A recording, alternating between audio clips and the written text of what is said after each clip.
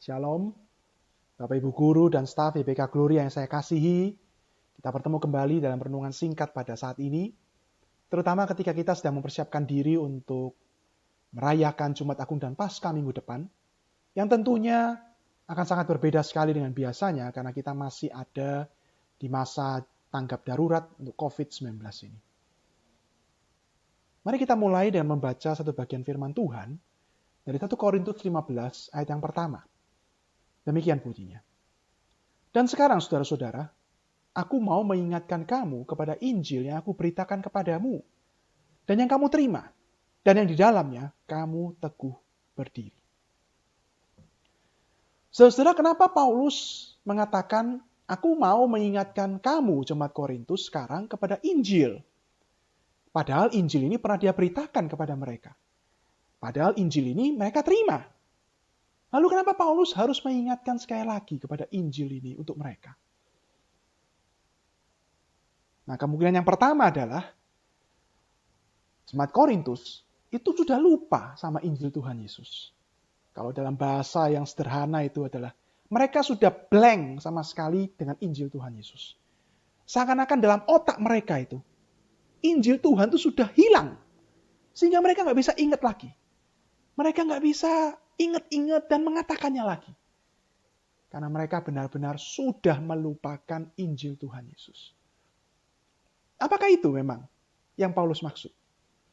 Apakah itu yang terjadi? Rasanya bukan, Bapak Ibu Saudara sekalian. Yang terjadi mungkin bukan mereka lupa. Mereka masih bisa mengucapkan, mereka masih bisa menjelaskan Injil Tuhan. Mereka masih bisa memberitahu. Tapi hal yang kedua yang terjadi adalah bukan mereka blank. Tapi mereka mulai abai terhadap Injil Tuhan Yesus. Hidup mereka sadar atau tidak, pelan ataupun cepat, mulai mengabaikan Tuhan Yesus dalam hidup mereka. Apa buktinya? Kalau kita baca 1 Korintus, Bapak Ibu Saudara sekalian, kita baca surat 1 Korintus, kita akan menemukan betapa jemaat Korintus ini benar-benar banyak menunjukkan sikap hidup yang sungguh-sungguh mereka itu sudah mengabaikan Tuhan Yesus. Mereka sudah mengabaikan kehidupan, keselamatan dalam Tuhan Yesus.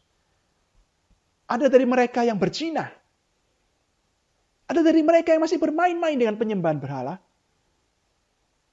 Ada dari mereka yang tidak menghormati ibadah dalam Tuhan. Ada dari mereka yang hadir mengikuti perjamuan kudus tapi dengan sikap yang tidak benar, tidak hormat, dan menguduskan perjamuan itu. Ada dari mereka yang sombong rohani. Mentang-mentang mendapat karunia roh yang hebat. Dan mereka merendahkan saudara-saudara seiman yang lain. Ada dari mereka itu yang kemudian berkelompok-kelompok di gereja itu. Dan kemudian satu dengan yang lainnya saling merendahkan, menghina, menjatuhkan. Mereka bukannya lupa Injil Tuhan Yesus. Mereka mengabaikan Tuhan Yesus. Bagaimana Paulus mencoba mengingatkan mereka kembali supaya mereka kembali serius. Mereka kembali menghidupi Tuhan Yesus yang sudah menyelamatkan dan mati dan bangkit buat mereka. Bagaimana Paulus mencoba mengingatkan mereka? Bapak Ibu sekalian, salah satunya adalah Paulus mencoba untuk mengingatkannya melalui kesaksian kehidupannya sendiri. Apa yang terjadi dengan dirinya di dalam Tuhan. Dan apa yang Tuhan perbuat dalam dirinya sampai pada saat itu. 1 Korintus 15 ayat ke-10 itu mengatakan, Paulus mengatakan, tetapi karena kasih karunia Allah, aku adalah sebagaimana aku ada sekarang. Apa artinya? Bahwa karena kasih karunia Allah, Paulus adalah sebagaimana Paulus sekarang. Paulus menunjukkan bahwa hidupnya pada saat itu di dalam Tuhan Yesus bukan sekedar dia masih hidup. Dia belum mati. Dia masih nafas. Bukan.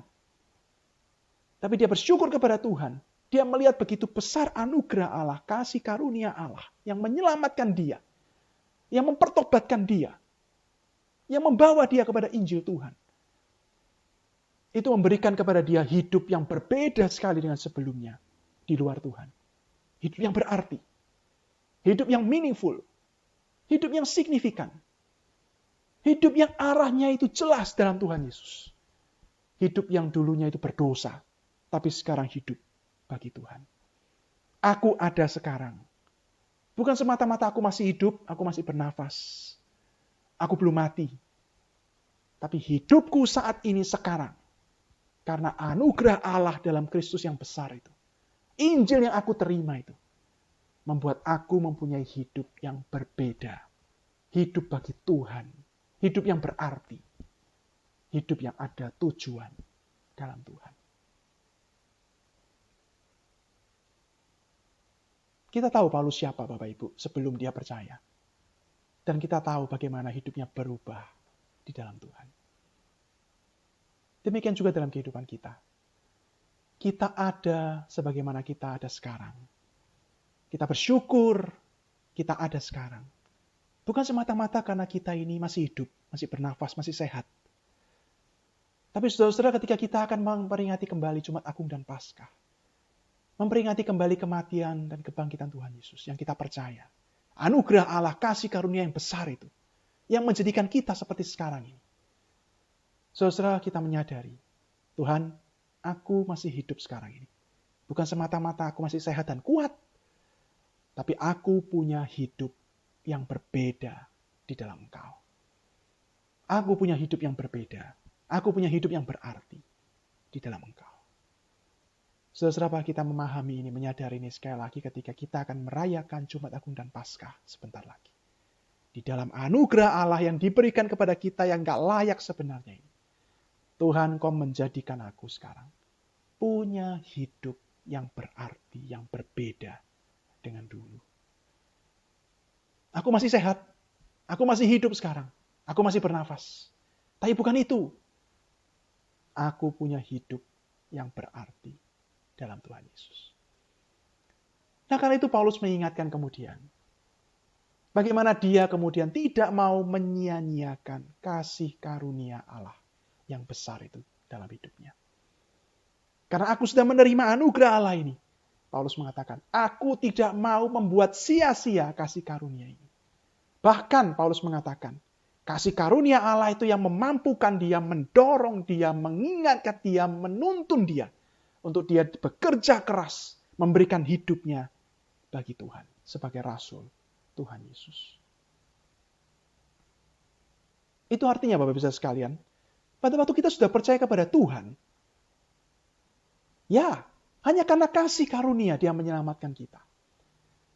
Hanya karena kasih karunia kita ini menjadi miliknya dan percaya kepada Tuhan Yesus.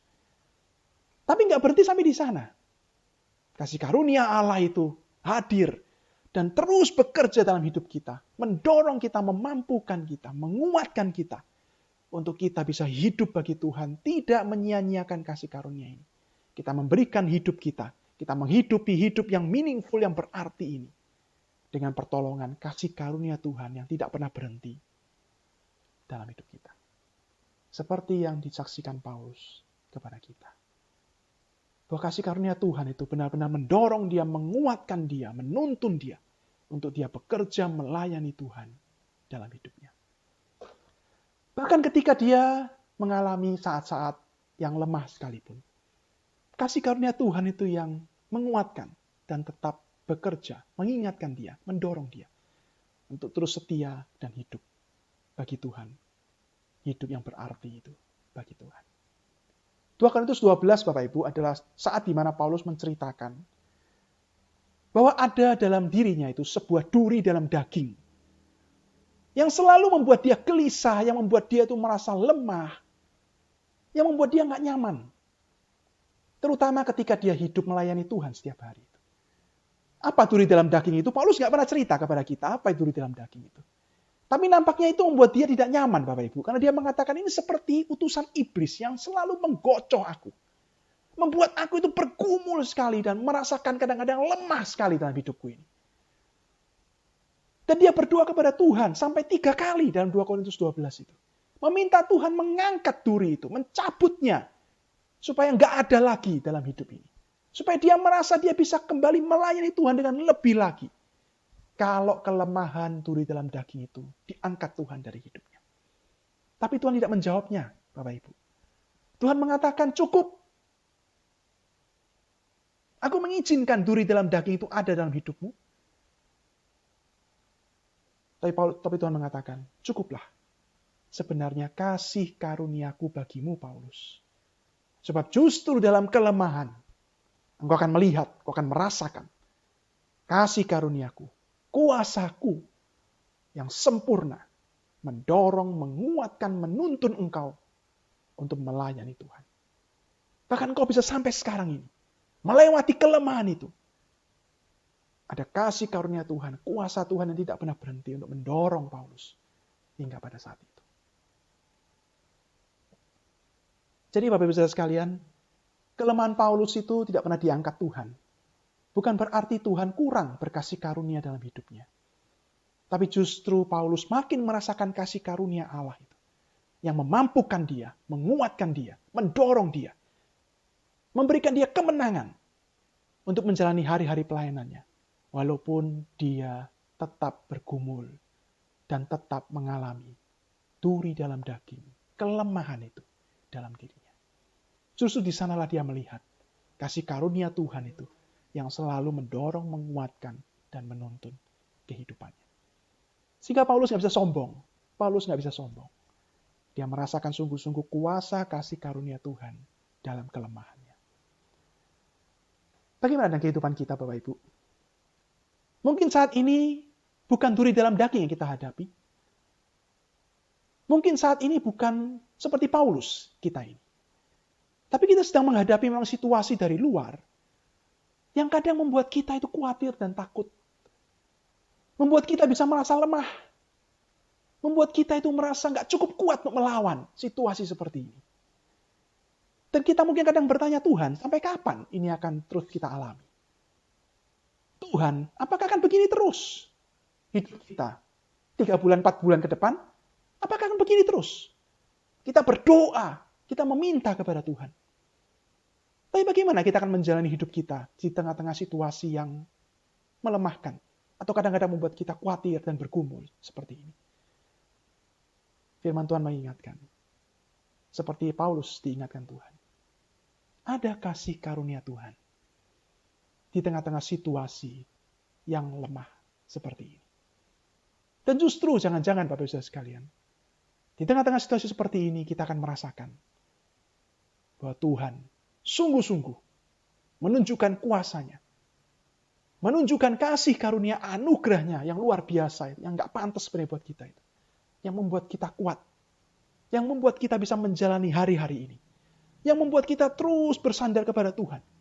Yang membuat kita terus bisa melakukan sesuatu. Di dalam kehidupan kita. Bagi Tuhan. Ingat, kita bukan cuma hidup bernapas. Tapi kita punya hidup yang berarti dalam Tuhan Yesus. Dan dalam saat-saat seperti ini. Kasih karunia Tuhan mendorong, menguatkan kita. Untuk kita menghidupi hidup ini. Bagi Tuhan Yesus. Apa yang ada sekarang dalam hidup kita? Kita masih bisa mengajar anak-anak kita. Kita masih bisa menemani keluarga kita. Bahkan dengan lebih daripada biasanya. Kita bahkan sekarang punya waktu untuk menemani. Bahkan mengajar anak-anak kita. Sembari kita juga bekerja dan menyiapkan bahan ajar. Mungkin itu sulit. Mungkin itu melemahkan kita. Mungkin itu membuat kita bergumul. Tapi firman Tuhan mengatakan. Ada kasih karunia Tuhan. Kasih karunia yang menyelamatkan engkau dalam Kristus. Memberikan hidup yang berarti. Dan kasih karunia akan menolong kau juga untuk menghidupi hidup itu. Di tengah-tengah situasi yang seperti sekarang ini. Kiranya Tuhan menguatkan kita Bapak Ibu. Mari kita mengakhirinya dengan sebuah doa. Mari kita berdoa. Bapa kami yang di surga, di tengah situasi yang seperti ini Tuhan, kami memanjatkan doa kami kepadamu. Supaya kasih karunia dan damai sejahtera-Mu ya Tuhan, selalu menyertai kami. Memampukan kami, mendorong dan menguatkan kami. Untuk menghidupi kehidupan yang Kau anugerahkan kepada kami ini di dalam Kristus. Dalam nama Tuhan Yesus kami sudah berdoa. Amin. Sampai berjumpa, Bapak Ibu sekalian, Tuhan memberkati kita hari ini.